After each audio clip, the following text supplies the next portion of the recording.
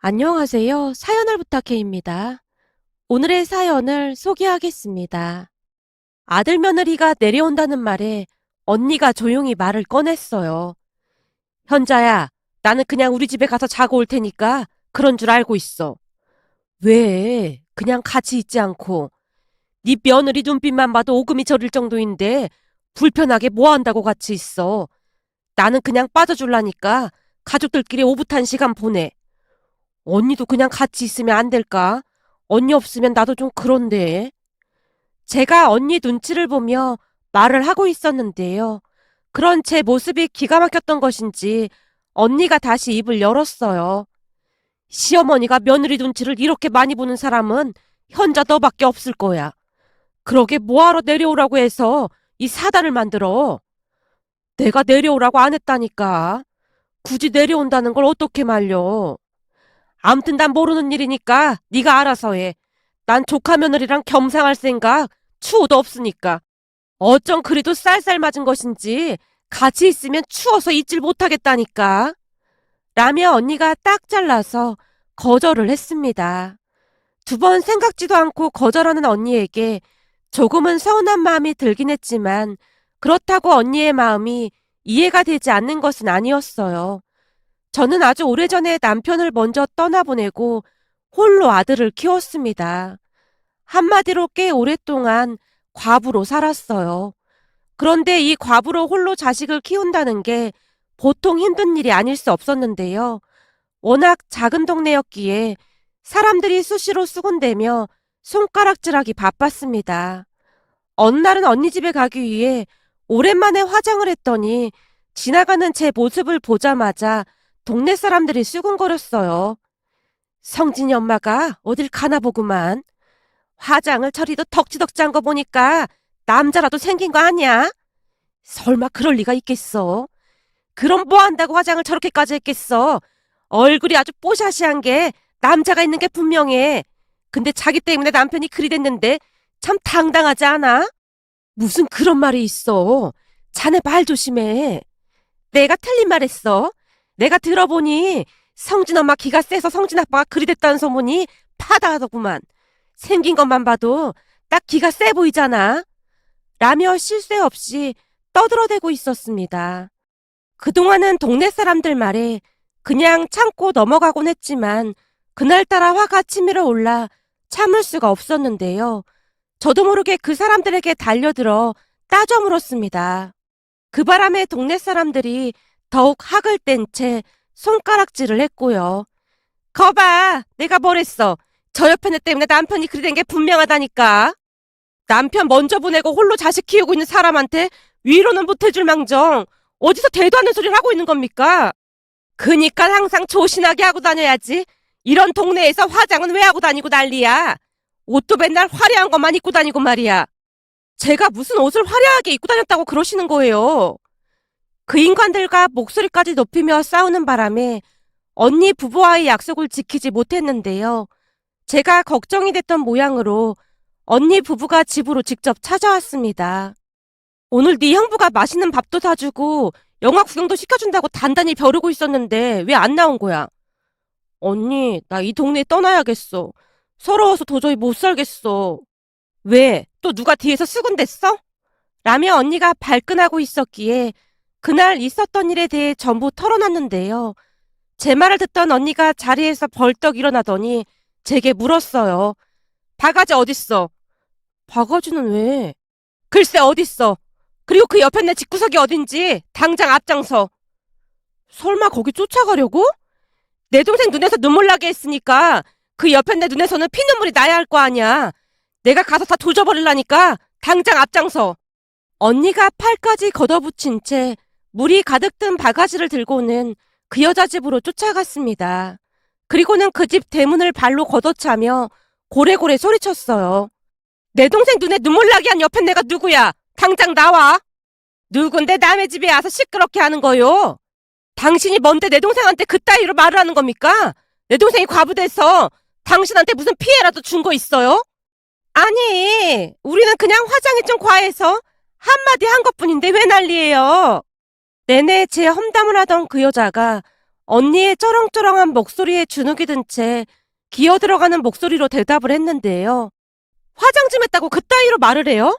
내 동생이 화장하는데 화장품 한번 사준 적 있어요? 당신이 뭔 상관이에요? 뭔 상관이냐고! 언니가 들고 있던 물 한 바가지를 그 여자에게 끼얹어 버리고는 바가지를 발로 밟아서 아작을 내버렸어요. 그 모습에 물을 한 바가지 뒤집어 쓴 여자가 경기를 한 채 바들바들 떨고 있었고요. 잘 들어요. 다시 한 번만 내 동생 눈에서 눈물 나게 하면 당신 눈에서는 피눈물 나는 건 물론이고 여기 이 바가지처럼 아주 아작을 내버릴 참이니까 명심해요. 알았어요? 아이고 미안하게 됐어. 앞으로는 이 주둥아리를 꽉 여물고 살게요. 동네 여자가 마치 파리처럼 두 손을 싹싹 비벼대며 빌어대고 있었어요. 그 모습을 보며 언니가 저를 데리고 집으로 돌아왔는데요. 저를 앉혀놓고는 조용히 말을 했습니다. 잘 생각해봐. 이 동네에 일가 친척이 있는 것도 아니고 제부도 없는 마당에 뭐 한다고 그런 대접을 받으면서 여기서 살려고 해. 그냥 우리 집 근처로 이사해. 네가 이런 대접을 받으면서 사는데 우리 맘이 편하겠어?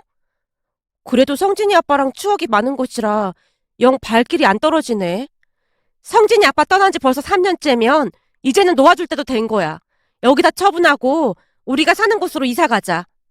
언니와 형부가 몇 번이나 저를 설득했기에 결국에는 큰 결심을 하고 언니 부부를 따라 나서기로 했습니다. 그 뒤 우리는 언니 집 근처로 이사를 했고 언니와 형부의 도움으로 큰 어려움 없이 나름 잘 살았어요. 그렇지 않아도 공부 잘하기로 소문이 자자하던 우리 아들은 언니 부부의 도움까지 받아 더 공부에 매진할 수 있었는데요. 결국 아들이 그토록 꿈꾸던 변호사가 되었답니다. 그렇게 우리는 언니 부부와 함께 행복하게 잘 살고 있었는데요.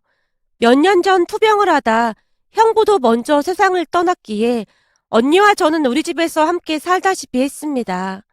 형부가 떠난 뒤 언니가 많이 힘들어했으니까요. 언니와 저는 서로를 의지한 채 나름 잘 지냈습니다. 아들도 오며 가며 우리를 챙겼기에 나름 걱정 없이 살고 있었어요. 그러던 어느 날 아들이 결혼할 여자라고 인사를 시켰는데 집이 꽤나 부잣집인 그런 집 딸이라고 했습니다. 며느리의 첫인상은 차갑다 못해 얼음장 같았다고 해야 할까요? 서울에서도 유명한 미대를 나왔다며 아들이 자랑스레 말을 했어요. 우리 채연이가 그림을 아주 기가 막히게 그리거든? 나중에 엄마도 구경시켜줄까? 난 됐어. 그림 볼 줄도 모르는 까막눈이 뭘 한다고 그림을 보겠어. 제가 손사래를 치고 있었는데요. 혹시나 잘난 며느리가 시어머니인 저를 무시하지는 않을까 걱정이 앞섰거든요. 그런데 그런 제 마음을 아는지 모르는지 며느리가 조용히 말을 꺼냈어요. 어머님, 그림은 많이 배우고 못 배우고가 중요한 게 아니에요. 그냥 마음으로 보면 되는 거예요. 그러니까 그림을 보면서 뭔가 뭉클하다든지 감동이 밀려온다든지 그렇게 느끼면 되는 겁니다. 며느리가 마치 저를 가르치듯 말을 하고 있었기에 제 입장에서는 조금은 기분이 상할 수밖에 없었습니다. 하지만 그건 시작에 불과했는데요. 그 뒤 며느리는 사사건건 저를 따라다니면서 잔소리를 해대기 바빴습니다. 혹시나 집에 내려오는 날이면 귀가 따가울 정도로 잔소리를 했으니까요. 어머님, 음식 만드실 때 조미료나 소금을 그렇게 많이 넣으시면 건강에 안 좋아요. 오히려 조금 싱겁게 먹는 게 좋다고 하잖아요. 아이고 깜짝이야. 그걸 다 보고 있었던 거니? 우연히 지나가다가 봤어요. 앞으로는 조금 싱겁게 드세요. 라며 쉴 새 없이 잔소리를 했습니다. 식사를 하는 내내 반찬이 짜다는 말을 잊지 않았고요. 어머님, 반찬 만들기 힘드시면 제가 건강식으로 배달해 드릴까요? 뭐? 음식을 배달해서 먹으라고? 아유, 됐다. 내가 바쁜 사람도 아니고 무슨 반찬을 배달해서 먹어. 요즘은 건강식으로 배달해주는 것도 많거든요. 신선한 채소로 식사를 하시는 게 얼마나 좋은데요. 아니야. 난 그냥 이대로가 좋아. 제가 한사코 말렸지만 며느리가 이해할 수 없다는 듯이 고개를 갸우뚱거리고 있었어요. 잠시 후 며느리가 설거지를 하고 있던 도중 제게 다시 물었어요. 어머님, 식기세척기 그거 있으면 엄청 편하다니까요. 우리가 사드린다고 하는데 왜 싫다고 하시는 거예요? 혹시 돈 때문에 그런 거라면 걱정 안 하셔도 돼요. 아니야. 식구가 많은 것도 아니고 네 이모랑 나랑 둘이 밥 먹는데 식기세척기가 뭐가 필요해. 그리고 직접 해야 개운하지. 난 기계가 설거지하는 게 영 꺼림칙해서 말이야. 어머님, 요즘은 기계가 훨씬 깨끗하게 잘해요. 그리고 이 행주는 자주 삶아서 사용하시는 거 맞아요? 행주에 세균이 엄청 많거든요. 항상 삶아서 사용하셔야 해요. 며느리의 잔소리는 끝이 없었습니다. 그랬기에 아들 며느리가 집을 나서면 언니가 질색팔색을 하며 불만을 토로했어요. 아유, 지가 똑똑하면 얼마나 똑똑하다고 매사 가르치려고 들어. 아주 그냥 따라다니면서 잔소리를 하고 앉았네. 그리고 조미료도 살짝 넣고 그래야 맛있는 거지. 안 그럼 뭔 맛으로 음식을 먹어. 그게 뭐가 그렇게 나쁘다고 저러는 건지 모르겠다. 너도 늙음하게 재수가 없어도 뒤지게 없어. 착한 며느리도 많은데 어쩜 저런 며느리가 들어올 수가 있어. 우리 며느리 봐봐. 어지럽히거나 말거나 내 살림에 잔소리 하나 안 하고 그냥 그러려니 하잖아. 거기다 뭐가 어쩌고 어째? 반찬을 배달해서 먹어? 내가 살다 살다 별 꼬라지를 다 보겠네 그래. 그냥 마음에 담아두지 마. 내가 걱정돼서 그러는 것 같으니까. 두 번만 걱정했다가는 숨 막혀서 오늘 내일 하겠다. 언니가 씩씩거리며 말하고 있었는데요. 사실 저도 언니의 마음과 같은 마음이었다고 해야 할까요? 며느리만 보면 숨이 막히고 답답하고 그랬습니다. 그렇게 아들 며느리가 내려온다는 말에 언니가 기겁을 한 채 집을 나서는 모습이었어요. 제가 몇 번이나 말려도 봤지만 언니가 급히 집을 나섰습니다. 잠시 후 아들 며느리가 도착을 했고 며느리가 집안 구석구석을 확인하고 다니는 느낌마저 들었는데요. 그냥 피해의식이었는지도 모르겠지만 저도 모르게 며느리 눈치를 보고 있었습니다. 그나마 다행이었던 것은 손주들이 태어나고 난 뒤에는 며느리의 성격도 조금은 수그러들었다고 해야 할까요? 잔소리가 조금은 줄어든 모습이었습니다. 하지만 잔소리가 완전히 사라진 것은 아니었기에 언니는 여전히 며느리를 불편해했어요. 그날 식사를 하던 중 며느리가 제게 물었어요. 어머님, 몇 달 있으면 어머님 생신이시잖아요. 그때 내려와서 생신 파티 해드릴게요. 어? 아니야. 니들 힘들게 뭐 한다고 내려와. 그냥 내가 올라갈게. 그럼 이모님도 함께 오시는 거죠? 니들 이모가 워낙 바쁜 사람이잖니. 같이 안 가려고 할 거다. 그래도 어머님 생신이신데 이모님도 같이 올라오셔야죠. 아니 그냥 우리가 내려올게요. 아니야. 괜찮으니까 신경 쓰지 마라. 언니랑 나는 따로 생일 파티 하던지 할 테니까. 라며 제가 며느리를 뜯어말렸습니다. 다음날 아들 며느리가 올라간 뒤 언니가 집으로 돌아왔는데요. 집에 들어서자마자 언니가 캐물었습니다. 내내 또 잔소리하다 갔지? 피도 눈물도 없는 인간이라니까. 아니야. 그렇게 매몰차진 않어. 넌 참 속도 좋다. 그런 며느리가 뭐가 예쁘다고 맨날 편을 들어주고 있어. 편을 들긴 누가 편을 들었다고 그래. 말을 좀 밉상으로 해서 그렇지. 아기가 있거나 그렇진 않아. 어제만 해도 그래. 조금 있으면 내 생일이잖아. 그날 언니랑 꼭 같이 오라고 신신당부를 했다니까. 생각해봐. 어떤 며느리가 시이모를 그렇게 챙기겠어? 정말 그랬어? 나도 꼭 같이 오라고? 그랬다니까. 꼭 같이 오라고 몇 번이나 말을 했다니까. 그니까 우리 같이 서울 아들집 구경 가자. 집도 커서 방도 충분하니까 괜찮을 거야. 그럴까? 그럼 집 구경 한번 가볼까? 그동안은 니네 며느리가 꼴보기 싫어서 안 갔었는데 이번 참에 한번 다녀와 볼까? 마음이 동한 모양인지 언니가 궁금한 듯 물었습니다. 그렇게 시간이 지나 제 생일이 코앞으로 다가왔고 며느리에게 전화가 걸려왔어요. 어머님, 혹시 몇 시쯤 도착하시는 거예요? 제가 기차역으로 마중 나갈게요. 아니야. 내려서 택시 타면 되니까 신경 쓰지 마라. 그래도 제가 모시러 갈게요. 괜찮다니까. 이만 전화 끊으마. 라며 제가 전화를 끊었습니다. 다음날 언니와 둘이 서울역에 내려서 택시를 잡아 타고 아들 며느리 집으로 향했는데요. 도착해서 초인종을 눌렀더니 며느리가 아닌 손녀가 나왔어요. 할머니, 그래 우리 손녀 잘 있었어? 엄마는 어디 갔고? 엄마 잠깐 백화점에 맛있는 거 사러 간다고 나갔어. 할머니, 내가 시원한 음료수 줄까? 손녀가 고사리 손으로 우리에게 음료수를 하나씩 가져다 줬습니다. 그런데 음료수를 받아들던 언니가 궁금한 듯 물었어요. 집이 어마어마하게 넓긴 하네. 역시 부잣집 딸이라 다르긴 다르네. 사람 사는 집이 다 똑같지. 다를 게 뭐가 있다고 그래. 아니지. 신기한 게 엄청 많잖니. 언니가 자리에서 일어나 집안 구석구석을 둘러보기 시작했습니다. 그러다가는 한 방문 앞에서 놀란 표정으로 서 있었어요. 언니, 거기서 왜 그러고 있어? 너도 이 방 들어와 봤니? 아니, 그 방은 우리 며느리 작업실이라 못 들어가거든. 평소에는 며느리가 닫아두고 다니는데 문이 열려 있었어. 우리 며느리가 여기 들어가는 거 싫어한다고 하니까 얼른 나와. 애비한테 듣자 하니 이런 거에 엄청 예민하다고 하더라고. 제가 언니 손을 잡아 끌었는데요. 순간 언니 눈에 이슬이 맺혀 있었습니다. 언니, 왜 그래? 놀란 제가 언니에게 묻고 있었는데 언니가 손가락으로 방안을 가리키고 있었어요. 그 모습에 저도 방안을 둘러보게 되었는데요.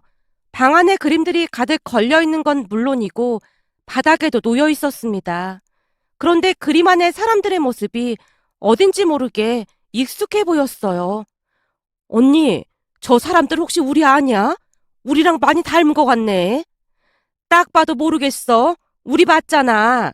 세상에나, 니네 며느리 솜씨가 좋긴 좋은가 보구나. 우리 뒤로 해가 뉘엿뉘엿 넘어가는 저 그림 좀 봐라. 우리가 저렇게 멋진 모습이었던가? 어쩜 저래도 예쁘게 잘 그려놨다니. 언니의 입에서 처음으로 며느리를 칭찬하는 말이 새어나왔기에 저도 그림을 한동안 응시하고 있었는데요. 잠시 후 며느리가 집 안으로 들어오다가는 방문 앞에 있던 우리를 보고는 놀란 채 말을 꺼냈어요. 어머님, 이모님, 왜 거기 계신 거예요? 아니, 우리가 보려고 일부러 그랬던 건 아니고 문이 열려져 있어서 뭔가 하고 봤지 뭐냐. 며느리를 보자마자 미안한 마음이 들어 안절부절 못한 채 대답을 했습니다. 그 순간 며느리 입에서 기가 막힌 말이 터져 나왔어요. 아쉽네요. 어머님 생신날 서프라이즈 전시회를 열 생각이었거든요. 뭐? 전시회? 그럼 저 그림 안에 있던 사람들이 우리가 맞는 거지? 아무리 봐도 우리 모습 같구나. 네, 맞아요. 그동안 제가 오며 가며 두 분 모습 사진 찍어놨던 거 그대로 옮겨서 그려봤어요. 아니, 다 늙어빠진 우리가 볼 게 뭐가 있다고 우리를 그렸어. 사실 이모님이랑 어머님께 항상 감사했거든요. 우리가 뭐 한 게 있다고 감사해? 갈 때마다 항상 맛있는 거 챙겨주신다고 밭을 막 뛰어다니시면서 고구마도 캐다 주시고 제가 좋아한다고 맛있는 김치말이 국수도 삶아주시고 그리고 서울 올라갈 때는 바리바리 반찬도 싸주시고 매번 너무너무 감사했어요. 저희 친정에서는 가사도우미 이모님이 계시다 보니까 예전부터 엄마가 요리를 해준 적이 별로 없었거든요. 며느리가 수줍게 웃고 있었는데요. 그 모습에 언니가 며느리에게 궁금한 듯 물었습니다. 그럼 우리가 집에서 만들어준 음식이 맛이 있었다는 거니? 근데 그동안 왜 짜네만에 그렇게 잔소리를 했던 거야? 사실 친정아버지가 짜고 단 음식을 엄청 좋아하셨거든요. 근데 그것 때문에 당뇨가 와서 지금 엄청 고생하시고 계시거든요. 그럼 진짜로 우리 건강이 걱정돼서 그랬다는 거니? 네, 이 당뇨가 보통 힘든 병이 아니더라고요. 먹고 싶은 음식 먹지도 못하고 계속 주사도 맞아야 하고 그래서 걱정돼서 그랬던 거예요. 그랬구나. 그런데 우리가 크게 오해를 하고 있었네. 근데 그림이 아주 멋지구나. 특히나 저 그림 말이다. 해가 뉘엿뉘엿 넘어가고 있는 저 그림. 아, 저 그림이요? 저거 두 분께서 깨 털고 있는 모습인데 마음에 드세요? 그럼 저 그림 드릴까요? 뭐? 저 귀한 걸 나한테 준다고? 그럼요. 두 분이 주인공이신걸요? 마음에 드시는 그림 있으면 다 가져가셔도 돼요. 제가 오히려 영광이죠. 며느리의 말에 언니가 뛸 듯이 기뻐했습니다. 그리고 그날 생일 파티를 하는 내내 언니의 얼굴에 웃음이 가득했는데요. 그동안 냉혈한으로 알고 있던 며느리의 전혀 다른 모습에 그저 행복해하는 모습이었거든요. 그러던 어느 날은 며느리가 우리 둘을 데리고 미술관을 가기도 했습니다. 미술관을 다녀온 언니가 한박 웃음을 지으며 말을 했고요. 세상에나 며느리가 옆에서 설명을 어찌나 잘해주던지 시간 가는 줄 몰랐다니까.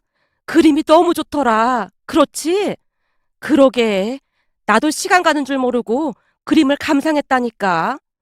며느리 때문에 우리가 막 육식해진 것 같지 않니? 이래서 사람이 문화활동을 하고 살아야 하는 건가 보다. 근데 아까 며느리가 한 말이 진심일까? 무슨 말을 말하는 건데? 그 프랑스에 그림이 막 전시되어 있는 거기에 데리고 가준다고 약속했잖아. 아, 르브르 박물관인가 거기? 그래, 러브룸과 거기. 거기는 진짜 멋있긴 할 거야. 그지? 내가 며느리한테 들어보니 그 박물관이 어마어마하게 넓어서 3박 4일을 구경해도 다 못 볼 거라고 하더라고. 그래? 그렇게나 넓대? 거기 꼭 한번 가보고 싶다. 언니의 눈이 커질 대로 커져 있었습니다. 그렇게 우리는 며느리의 진심을 알게 되었고 예전과는 다르게 지금은 아주 잘 지내고 있습니다. 얼마 전에 며느리가 우리에게 프랑스행 비행기표를 예약했다는 이야기를 듣고는 행복한 마음에 문득 예전 일이 떠올라 이렇게 글 남겨봅니다. 오늘의 사연은 여기까지였습니다. 즐겁게 보셨다면 구독, 좋아요 부탁드립니다. 고맙습니다.